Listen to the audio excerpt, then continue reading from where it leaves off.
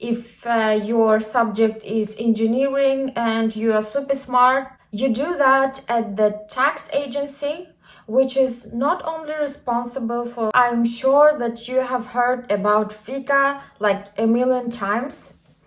And fika is a very nice thing. Hi guys, welcome back to my channel. I hope you are doing fine.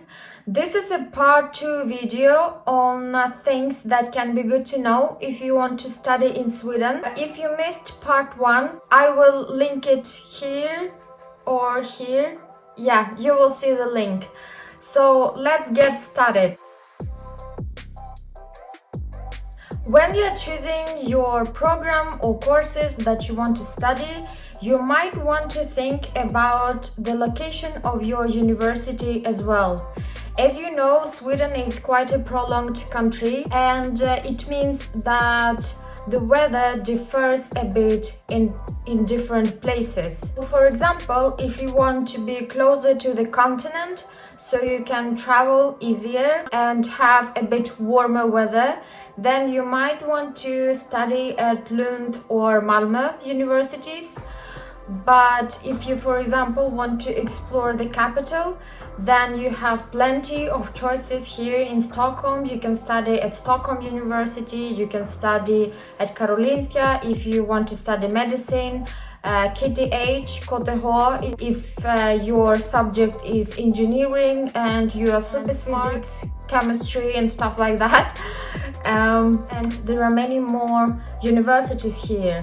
But if you are interested in the winter activities and you are not scared of the long and dark winters, then your choices might be Mid-Sweden University, which has 2 campuses in 2 different cities, in Sundsvall and Östersund. Or if you are like very brave, then you can go even more far up north to Luleå and study at Luleå Tekniska. With that being said, the most important thing is that you need to choose whatever suits your needs and that is good for you. I'm sure that whatever place or location or university you choose, I strongly believe that you will like and enjoy your studies. When you arrive here as an international student, you will understand one thing right away. Housing is a very painful subject, even for us locals here. It is very hard to find somewhere to live. It is very hard to find a room or a flat. That's why I recommend you to start searching for a home or a house as soon as you come here, preferably yesterday. My next advice is actually coming from my friend who is here as an international student, and the advice is to apply for a personal number as soon as you come to Sweden. You do that at the tax agency, which is not only responsible for collecting the taxes, but also for the registration of the population. The waiting time for getting a personal number varies a lot. I know that some people get it in 1 week, but some people get it like in 1 month. So you have to plan and think about this thing, because you will need this personal number everywhere. And trust me, your life will be much easier if you have it. For example, you will need it if you want to open a bank account. You can actually open a bank account without having a personal number, but I think that your features will be kind of restricted and you will not be able to use all the settings. Sweden is a very digitized country and you need mobile bank ID everywhere. You get this bank ID when you have a bank account. But if you don't have a personal number, then you don't have a bank account and then you don't have a mobile bank ID. So it's kind of like very difficult. So my advice is to get a personal number as soon as possible so your life gets much easier. By the time you discovered this video, I'm sure that you have heard about fika like a million times. And fika is a very nice thing in Sweden and everyone loves it, everyone enjoys it. Well, probably not everyone, but like most of the people. Fika is a great way to spend your time with your friends, to connect with people. But if you are here as a student, fika can get a bit expensive. So let's talk about money. Approximate price for a cup of coffee or tea is approximately like 25-30 krona. And buying this every day can get quite expensive. You will not even notice how your money just disappearing. So my advice is to get a thermos and take it with you to the campus. I mean, the pandemic will not last forever, and at some point we are gonna go back to the campus.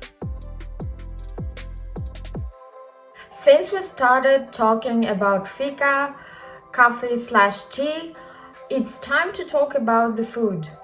Eating out can be very nice, but Sweden is Sweden, and eating out every day is also quite noticeable in your wallet or in your bank account because no one is using cash here.